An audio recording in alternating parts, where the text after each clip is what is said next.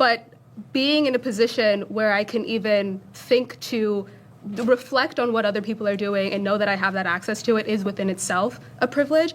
I grew up, I went to one of the best school districts in California. Care about the topic. This is systematic, which means you as individual people may totally not be doing anything at all to perpetuate this. It just is. I have certain privileges. Everybody here has certain privileges. This is systematic. Black women are 4 times more likely to die with anything related to do with maternity. Yeah. You know what I mean? Yeah. Like, this is systemic. Explain that. This, yeah, and then also too, which I really appreciate you bringing up, and I'm going to connect it, which I really appreciate you bringing up. Which part? About, I'm going to tell you earlier when you said the stuff about like Reconstruction and Black codes and Jim Crow, right? Like, you were saying all those things. A lot of that stuff, my sister is also a nurse. So like, let's say medical documentation for an example. Like, this is a little bit of an example, right? It'll say like, for white patients, sometimes, more often than not, by studies in the field, it'll say, this patient, expressed that they had, pain, and they were very agitated because they were in so much pain. For a Black patient, it'll say more often than not, this person was aggressive or like med seeking. We need to, you know what I mean? It's like there's always a suspicion because that comes from another lineage. So just as there was so much trauma passed on with us, which thank you for acknowledging, it's true.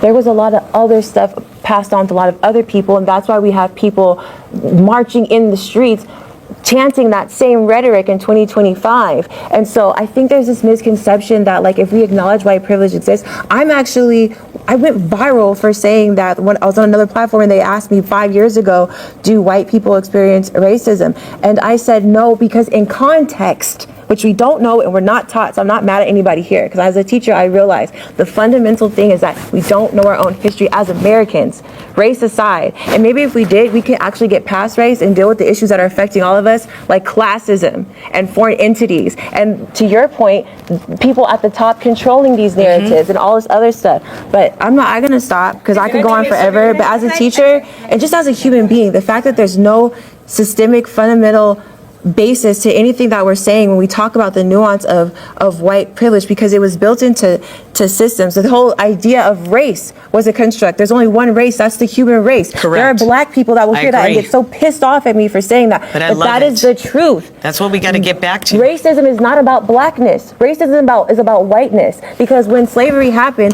there were Native Indians, there were poor whites, and there were slaves. And they were all not too far from the same hardships. So people that were wealthy, just like now, were like, we got to find a way to separate these people. So they told poor white people, well, you know what, you might be poor, but at least you're not Black. And I'm using that language intentionally. So all of that was put into policies to make to what we see today.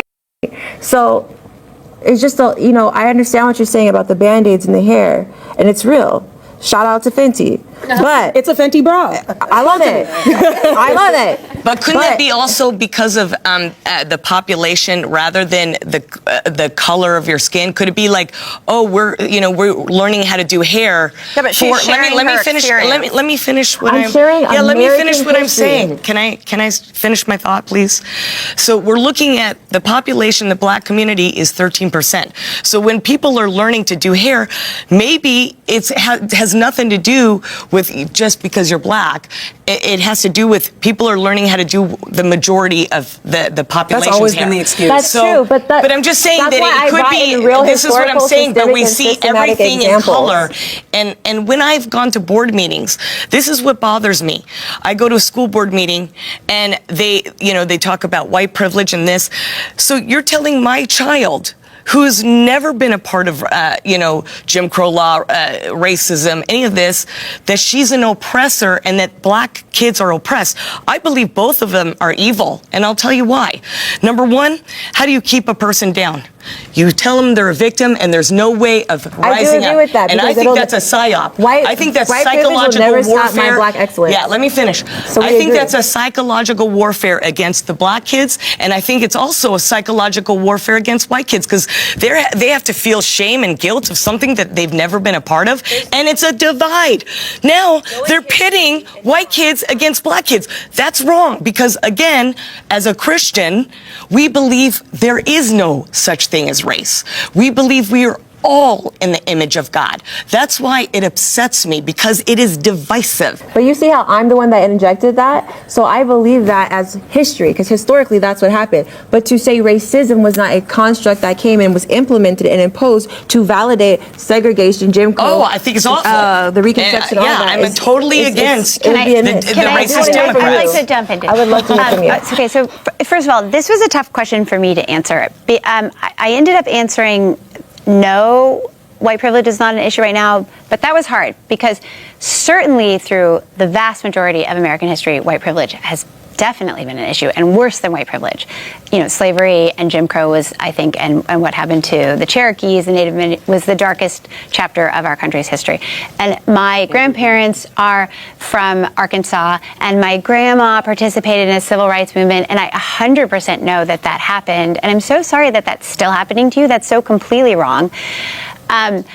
One of the things I just wanted to bring up is because my dad's an immigrant. So my dad is Greek from Istanbul, Turkey. So he went through the same thing where both sides of his family had their property taken away by the Turks. They were beaten up on the way to school. They did have a Greek school, but it was controlled by the Turkish military, and they were forcibly drafted. My brother-in-law is Greek from Cyprus, so his mother the Turks came in during that war and they were on vacation in Athens. They took their house. They put her father in prison because he was the mayor. They were not even allowed to go back and get their property. They had to flee to America. And I live in Glendale, which is a large contingent of Armenians who lived through the Armenian genocide. So their grandparents just were massacred. It was even worse than what the Greeks went through. Our neighbors had to flee with nothing from the Yugoslavian civil war. So I think where I'm going with that is that there's 100% no denying the incredible hardships that the Black community has overcome, and I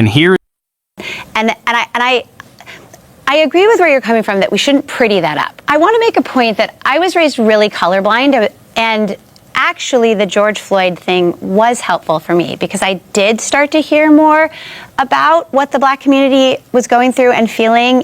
And I really appreciated that. And sometimes it was hard to hear, but it was good for me to hear. But I also know that there are other groups that have gone through really horrible things and have come right out of it. My husband's boss, his mother, both of her parents died in the concentration camps, and she was just saved as a child and brought in. It was completely messed up, and he had a really difficult childhood because of it.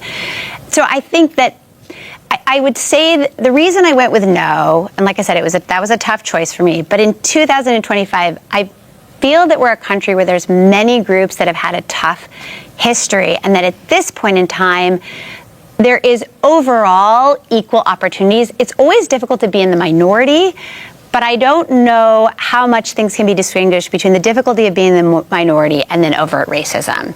And I don't feel at this point that there's anything I could do that you guys couldn't do. And that's ultimately why I made that choice. With what you were ending with, that we're capable of doing the same things you're capable of doing, I do think that's true. But being in a position where I can even think to reflect on what other people are doing and know that I have that access to it is within itself a privilege. I went to one of the best school districts in California. I took college readiness courses very young. I was very much prepped for this life where I knew I was going to be able to go to a university. I knew I was going to be able to get a good job. I knew I was going to have all of these life prospects that a lot of people that are in predominantly Black areas where they don't have access to those things, where the schools are not being funded well, don't have those opportunities. And so much of that was because I had immense proximity to white people. I only knew white people for the vast majority of my life because those are the communities that I was in. And